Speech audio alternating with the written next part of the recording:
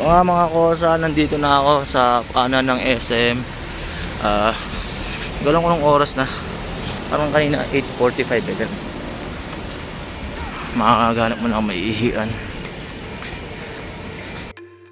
Yun, mga kosa, nag-explain ako kanina, bigla na nawala yung camera.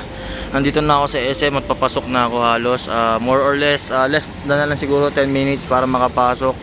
Para makabili ako ng ano niya sa Yas. At hindi na ako pupunta ng Kadidel, mag-aantay na ako dito. Dito na ako mag-aantay. Para makaihi na ako. Makapagpag din ng t-shirt, yung pawis, papagpag konti sa CR. Tapos yun lang, mamimili na ako. Sige.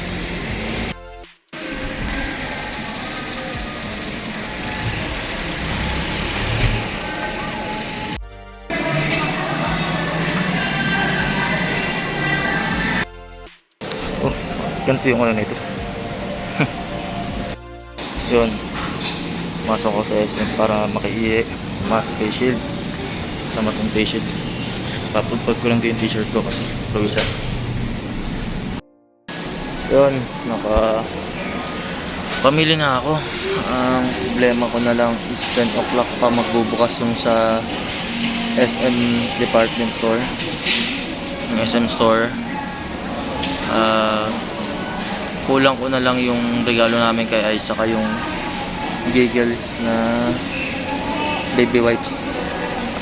Tapos magbabayad na lang ng bills. Tapos na. Pero alas 10 pa magbubukas yun. Nasa 9:30 pa lang. Ay na, sumasakit yung legs ko ngayon. Waiting pa ako. Ito, basag. Mamaya ulit. Tambay muna tayo sa surplus. Hanap ng gamit.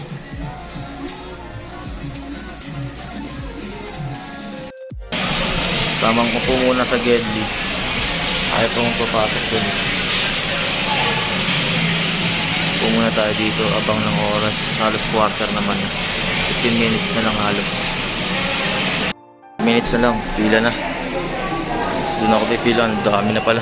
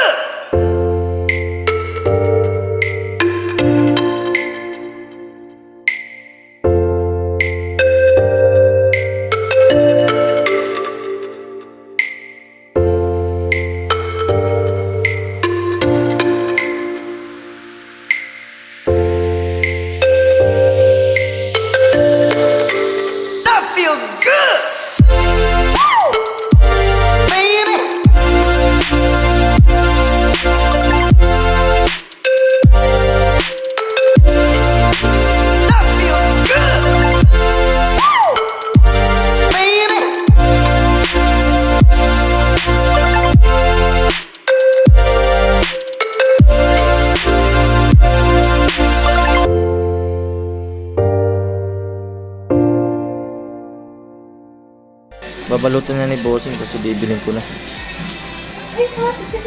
Para kay Aseyas. Para sa loob ng bahay nag-i-enjoy.